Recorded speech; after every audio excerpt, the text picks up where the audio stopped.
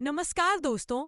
भारत की राजधानी दिल्ली, एक ऐसी शाम जो आम लग रही थी, लेकिन कुछ ही मिनटों बाद वह इतिहास में दर्ज हो जाने वाली थी। 10 नवंबर 2025, एक दिन जो दिल्ली की सड़कों पर खून, आग और चीखों की गूंज छोड़ गया।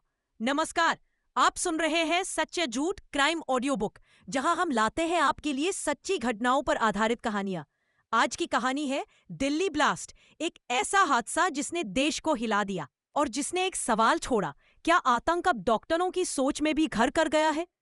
10 नवंबर 2025 शाम के 6:45 लाल किले के पास स्थित सुनहरी मस्जिद की पार्किंग से एक हुंडई i20 कार धीरे धीरे निकलती है।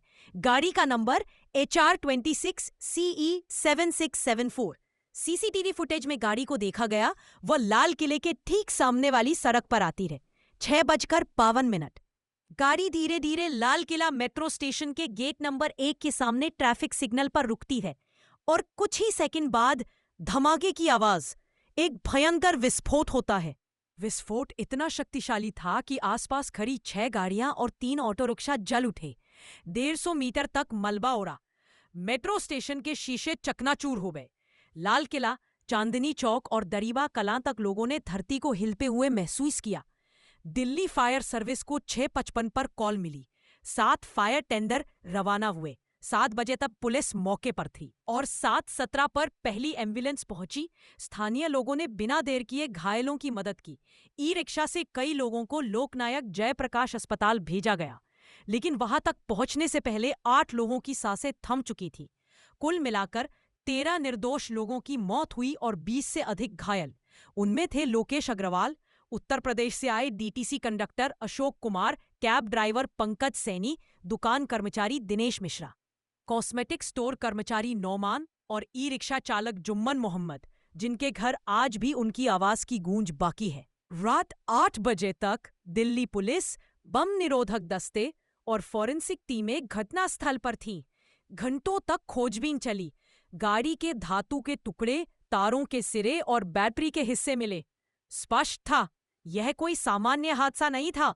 10 बजे रात गृह मंत्री अमित शाह अस्पताल पहुंचे, घायलों से मिले और फिर मौके पर जाकर बयान दिया, हम हर एंगल से जांच कर रहे हैं, किसी दोषी को बख्शा नहीं जाएगा।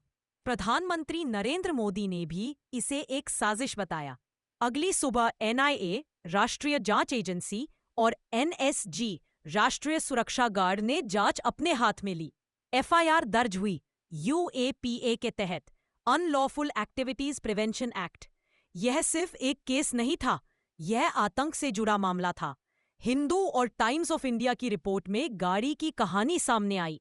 गाड़ी का मालिक था मोहम्मद सलमान, जो गुरुग्राम में रहता था, लेकिन उसने कुछ समय पहले यह गाड़ी ओखला निवासी देवेंद्र को बेच दी थी। देवेंद्र ने इसे अंबाला में किसी और को बेचा और फिर यह कार आगे किसी उमर नाम के व्यक्ति तक पहुंची। यही उमर अब इस केस का सबसे बड़ा रहस्य था। जांच में पता चला, उमर मोहम्मद नबी, पुलवामा, जम्मू कश्मीर का रहने वाला, जो दिल्ली एनसीआर के अल फल्लाह यूनिवर्सिटी में डॉक्टर और रिसर्च स्कॉलर था। ब्लास्ट वाले दिन ही जम्मू कश्मीर और हरियाणा पुलिस ने 2 डॉक्टरों को गिरफ्तार किया था, डॉक्टर आदिल मजीद राठर और डॉक्टर मुजम्मिल अहमद गनाई। आदिल को सहारनपुर से पकड़ा गया। उसके लॉकर से AK-47 राइफल मिली। मुजम्मिल को फरीदाबाद से हिरासत में लिया गया। उसके घर से पुलिस ने 360 kilo ammonium nitrate, timers, wire, बैटरियां और वॉकी टॉकी बरामद किए। बाद में जब अन्य ठिकानों पर छापे मारे गए, तो ये मात्रा बढ़कर 3000 किलो विस्फोटक सामग्री तक पहुंची।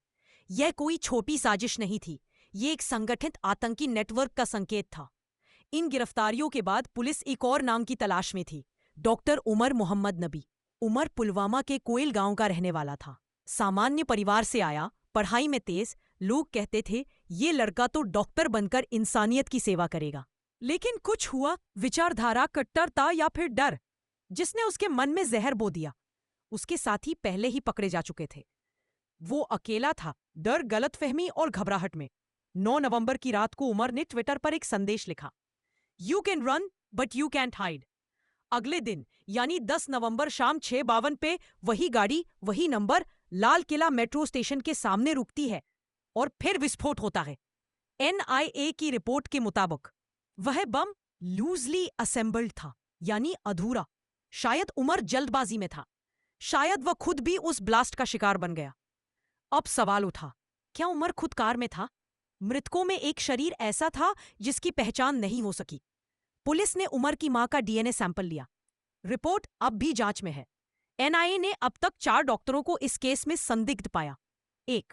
डॉक्टर उमर मोहम्मद नबी, पुलवामा। 2. डॉक्टर मुजमिल अहमद गनाई, पुलवामा। 3. डॉक्टर आदिल मजीद राठर, कुलगाम। 4. डॉक्टर शाहीन शाहिद, लखनऊ। चारों ने मेडिकल कॉलेजों में पढ़ाई की थी, चारों ने इंसानियत बचाने की कसम खाई थी, लेकिन चारों आतंक की राह पर निकल गए।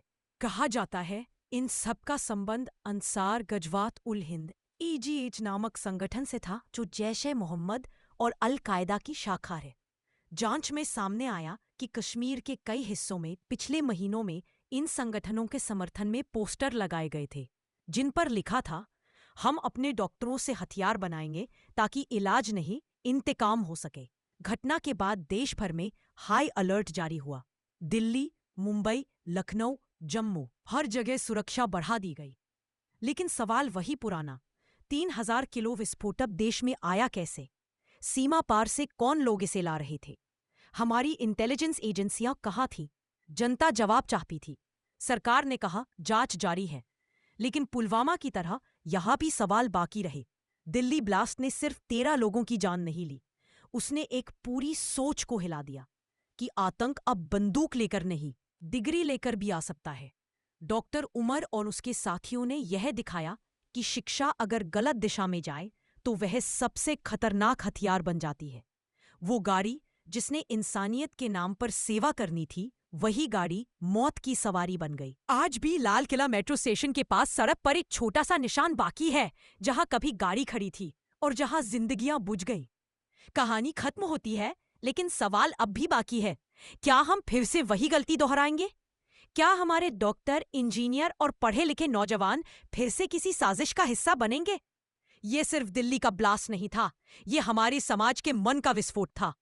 आप सुन रहे थे सच या झूठ क्राइम ऑडियो बुक, जहां हम सच के उस पहलू को उजागर करते हैं जिसे अक्सर दुनिया झूठ की परतों में छिपा देती है। हम फिर मिलेंगे एक और सच्ची वास्तविक घटना के साथ। तब तक सावधान रहिए, जागरूक रहिए और सच की आवाज सुनते रहिए।